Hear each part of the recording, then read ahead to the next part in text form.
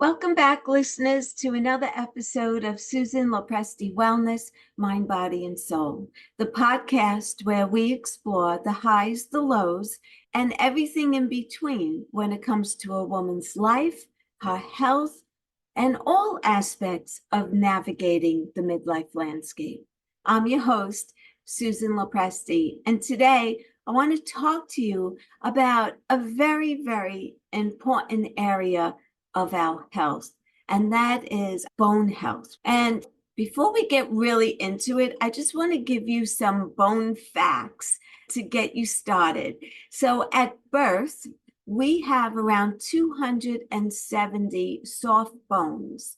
And as we grow, some of those bones begin to fuse together. And by the time we're adults, we have about 206 bones.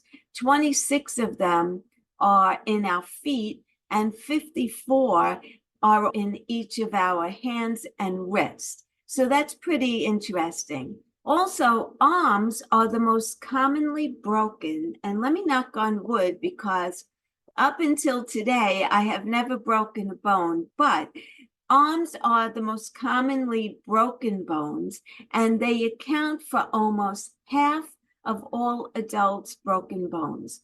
The collarbone is the most commonly broken bone among children. I guess they're, jumping and tumbling or whatever else. But for adults, arms are. And bones stop growing in length during puberty. And bone density and strength will change over the course of life. Right. And we all know that as we're aging, and this especially as we're getting into perimenopause and menopause, we start to have osteopenia, which is the beginning of osteoporosis. And bones are made up of calcium, phosphorus, sodium, and other minerals, as well as protein collagen. And bones function as the skeleton of the human body, and they help to protect our organs from impact damage. And they also produce, and this is interesting, they also produce red and white blood cells. And we'll get into more detail as I go on, but I just want you to know this. Bones are living, active tissues that are constantly being remodeled. They support the body structurally. And like I said, they also protect our vital organs, and they allow us to move. Additionally, bones provide an environment for bone marrow where blood cells are created, and they act as a storage area for minerals and particularly calcium. And more than 99% of our body's calcium is actually held in our bones and teeth. However, bones are mostly made up of protein collagen. So it's pretty interesting stuff about bones. And in addition to supporting the frame of the body and protecting the internal organs, bones also provide several metabolic functions. So they store minerals. Bones act as a reserve for minerals, particularly calcium and phosphorus. They also store some growth factors, such as insulin-like growth factor. And bones can raise or reduce calcium in the blood by forming bone or breaking it down in a process that's called resorption. And then there's also fat storage. Fatty acids can also be stored in bone marrow and pH as well. So bones can release or absorb alkaline salts, helping the blood to stay at the right pH level. Bones act as a detoxification. They act as detoxification as well, because bones also absorb heavy metals and other toxic elements from the blood. And then they also have an endocrine function. Bones release hormones that act on the kidneys and also influence blood sugar regulation and fat deposition as well. So let's talk about how we keep our bones healthy. That's really the key here, right? We don't need to get into all the science behind it, but what do we do to maintain good bone health, especially as we're aging? So once you reach the age of 30, you have achieved your peak bone mass. Fortunately, many nutrition and lifestyle habits can help you build strong bones and maintain them as you age. Vegetables, of course, are a great source of vitamin C, which stimulates the production of bone-forming cells. And some studies even suggest that vitamin C's antioxidant effects may protect bones from damage. I'm going to put some links in the show notes with more research that you could go back and get some additional information on that. So bone density describes mineral density, and vegetable intake increases mineral density, leading to stronger bones. Strength training and weight-bearing exercises are really essential for bone health. And I will tell you on a personal note, I have the start of osteopenia, and I have it in my neck, and I have it in my left hip as well. And I see a functional medicine doctor, and every single time I have an appointment with her, she continues to drive it home. You need to do weight-bearing exercises. You need to do strength training. You need to be exercising on a daily basis. She's not a believer in drugs. She believes that we could get to the root cause of a lot of our issues through nutrition and also physical activity, as well as the emotional aspect using meditation and mindfulness and all of that. So strength training and weight-bearing exercises really are critical to maintaining strong bone health. And studies in older men and women who performed weight-bearing exercises showed increase in bone mineral density, bone strength, and also bone size, as well as reduction in the markers of bone turnover and inflammation. And I'm going to put a link to that study in the show notes so you can go back and look at it. Some great weight-bearing exercises include Tai Chi, which I absolutely love, yoga, hiking, and also golf. So if you're a golfer, keep on golfing. Protein is essential to bone health. However, getting too little or too much, either way, can have an adverse effect. So approximately 50% of bone is made up of protein, and research has shown that low protein intake may affect rates of bone formation and also breakdown. I'm putting a link to that in the show notes. High protein diets, they also come with their own risk. There's concerns that have been raised that high protein diets leach calcium from bones in order to counteract the increased acidity in the blood. With adequate calcium intake, this may not be the issue, but you really need to speak to your healthcare provider about that. Calcium is the most important mineral for bone health and should be consumed daily. But like I said, you should have your levels checked and then speak to your healthcare practitioner about what's best to do. But back to food as a supplementation, dark leafy greens such as bok choy, Chinese cabbage is also great, kales, collard greens, turnip greens. These are all excellent sources of calcium. In fact, just 1 cup of cooked turnip greens, which, by the way, I've never had, but they provide 20% of your daily requirement.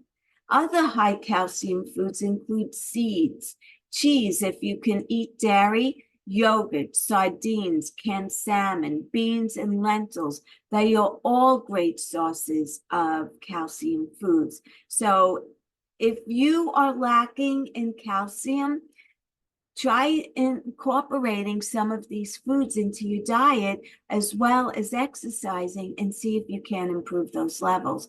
Vitamin D and vitamin K are essential for building strong bones as well. Vitamin D helps to absorb the calcium, and low vitamin D levels are associated with low bone density. And that's why I take vitamin D3, have your vitamin D level checked, and then take it from there, how you should be supplementing if you are low in vitamin D.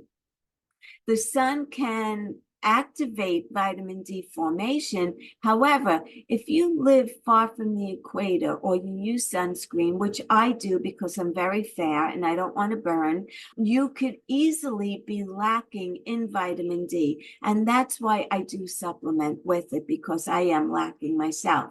Look for foods that are fortified in vitamin D, or try a supplement, like I said, but talk to your healthcare provider. Consuming fatty fish and liver also provide good sources of this vitamin. Vitamin K can help protein and minerals to bind to your bone. Small amounts of vitamin K can be found in liver, eggs, meats, and also fermented foods like cheese and sauerkraut, which I eat fermented sauerkraut all the time. I love it. And soybean product called natto is also very good. Low-calorie diets can be harmful to bone health. Studies have shown that diets providing fewer than 1,000 calories a day, which is definitely no good for your bones or any other aspect of your health, can really lead to lower bone density in normal weight, overweight, or obese individuals. So definitely never go lower than 1,200 calories a day. If weight loss is your goal, do it with a well-balanced diet and physical activity rather than skipping on meals or nutrient intake, right? Please be sure that you are maintaining at least 1,200 calories a day if you're a smaller woman. And there are guidelines. You could go online, you could get the guidelines, you put in your height, you put in your weight, and they'll give you the recommended amounts of calories that you should be ingesting on a daily basis if you're looking to lose weight. MyFitnessPal is a wonderful tool. There's a free version of that app. You could use that one, and it will give you all the information that you need. I highly recommend it. Many people don't realize that weight loss involves bone loss. However, this is less pronounced if you are an obese individual experiencing weight loss than a normal weight individual, right? So if you are overweight by a substantial amount, you don't need to worry about it as much as if you are already on the thin side and you just don't eat a lot of calories. You need to stay within the guidelines. That's for optimal wellness. And that includes bone health and so many other aspects of your life. Being underweight is harmful to bone health. And in fact, research shows that being underweight increases the risk of osteopenia and osteoporosis. So you want to be sure that you're staying at the optimal weight for your height and also your age as well. Low body weight is the main factor contributing to reduced bone density and bone loss, especially among postmenopausal women. And then additionally, yo-yo dieting can be extremely harmful as well, since the repeated loss and regaining of weight is particularly detrimental to bone health and also to overall health as well. While calcium is king when it comes to bone health minerals, a number of other minerals also play a significant role. Magnesium is a crucial role in converting vitamin D into the active form, which promotes calcium absorption. And there are foods that include avocados, nuts, legumes, seeds, tofu, and whole grains They all help to boost your intake. Potassium neutralizes the acid in your body that can leach the calcium out of your bones. So a great source of potassium are sweet potatoes. They're a great source of both magnesium and potassium. Zinc is a trace mineral that's needed in minimal amounts. It helps make up the mineral portion of your bones. And some good sources of zinc include beef, if you eat animal protein, shrimp, spinach, flax seeds are great, oysters, and also pumpkin seeds. Healthy fats, another vital, such as omega-3 fatty acids, have been shown to help protect against bone loss during the aging process. And let's face it, we're all aging. We're not getting younger, we're all aging. So in a typical diet, the balance of omega-3s to omega-6s isn't correctly balanced. You need to increase your omega-3s with chia seeds, flax seeds, and walnuts. I always have a big thing of walnuts on my kitchen counter, and I take a couple. I don't eat the whole thing, but I do eat several every single day, and I just love walnuts. They're great for your brain as well. I want to talk about the use of tobacco products and also alcohol consumption. They both contribute to weak bones. And that's just one area of many areas, especially tobacco products. There is no need to be smoking cigarettes in this day and age. I think everyone knows that. And you don't see too many people actually smoking cigarettes. A lot of times you'll notice that the older generations are smoking because when they were younger, it was very cool to smoke cigarettes. Actually, for women, it was very sexy. If you remember the movies from the 30s and the 40s and the 50s even, smoking, they made it look like it was a very sexy thing for women to smoke. Well, fast forward a number of years, we now know that not only isn't it sexy, but it's detrimental to your health. So research suggests that women who have more than one alcoholic drink a day and men who have 2 or more drinks daily may have an increased risk of osteoporosis. In women, bone density decreases dramatically at menopause due to the dropping of estrogen levels. The prolonged absence of menstruation before menopause also increases your risk of osteoporosis. So if you're on the younger side, if you're in your early to mid 40s, you should already be starting to think about ways that you're going to be protecting and maintaining good bone health.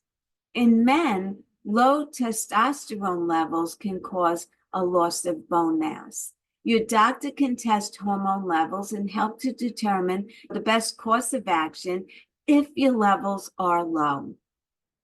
Some studies report that collagen supplementation is a great way to help protect bone health. Collagen is the main protein found in bones. It contains the amino acids glycine, proline, and lysine, which help build bone, muscle, ligaments, and also other tissues. The other great thing about collagen supplementation is it's also great for your hair, it's great for your skin, and it's great for your nails. And I always supplement with collagen because I have Hashimoto's disease, so I lose a lot of hair. My skin is very dry and my nails are very brittle. And collagen has made a tremendous improvement in the texture and the structure of my nails and my skin. So I highly recommend a collagen supplement. And there's a 24-week study that found given postmenopausal women with osteoporosis a combination of collagen and a hormone that's called calcitonin lead to a significant reduction in markers of collagen breakdown. And I'm going to put a link to that study so you could go read it for yourself, get some additional information on it, and you may want to speak to your doctor about it. So I did cover a lot of information in a short period of time today.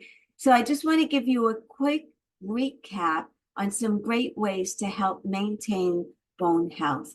Eat your veggies, right? Now, I talked about some of the veggies that were really good for your bones, but whatever veggies that you absolutely love, eat them and keep trying some new ones all the time so you don't get bored of eating the same veggies all the time. And you're really getting a wide array of vitamins and minerals into your diet, into your body. And there's nothing better than eating a plant-based diet. And I'm not putting down eating animal protein. I'm not. But the more fruits and vegetables that you eat, the better off you're going to be. Again, perform weight-bearing exercises. Like I said, yoga, tai chi, lifting weights. Whatever it is that you enjoy doing, do that. Get the right balance of protein. You don't want to be eating too little of it, and you don't want to be eating enormous amounts of it. And you can talk to your healthcare provider about that further. They will be able to test that for you, and they'll be able to guide you from there. You want to boost your calcium intake. So you want to eat foods that are rich in vitamin D and K, magnesium, potassium, and zinc. You want to avoid a low-calorie diet. You want to get rid of those tobacco products and alcohol, or at least limit the amount of alcohol that you're drinking. You want to talk to your doctor about hormones, and you want to try a collagen supplement. If you have any further questions, you could always reach out to me. Go to my website, www.susanlopresti.com. Right from my website, you could schedule a free 30-minute health assessment with me. You're not under any obligation to continue. I'm not a pushy salesperson. I'm not going to push you into anything. We'll talk for 30 minutes or so, see if I can at least offer you some additional advice or suggestions of things that you can do, and we could take it from there. But like I said, you're not under any obligation to continue. If you enjoyed this episode or any of the episodes that I've put out, and you think they could benefit someone who you know and love, please share it with them, let them know, and be sure to follow me here as well. So when I do put out a new episode, you can go right to it and get some extra helpful tips and tools and ways that we can stay young and healthy and vibrant for many years to come. I'm a believer that we should live long, productive lives. But I know for me, if I'm going to live into my 80s and 90s, I want to feel good. I want to look good. I want to be active. I want to be enjoying my life. I don't want to be sitting in an old age home just waiting to die. And the way to do that is to start now. Regardless how old you are listening to this podcast episode today, even if you're in your 20s, if you're not currently working out, start working out. If your diet consists of a lot of processed foods, start adding more fruits, more vegetables, and crowding out the processed foods, the deep fried foods, the fast food restaurants, and just start making baby steps. Again, you could go to my website and I have my blog there, and you can also read a lot of great articles. And like I said, you could schedule that free 30-minute health assessment with me. So until the next time, be well, stay happy, and bye for now. Take good care, everyone.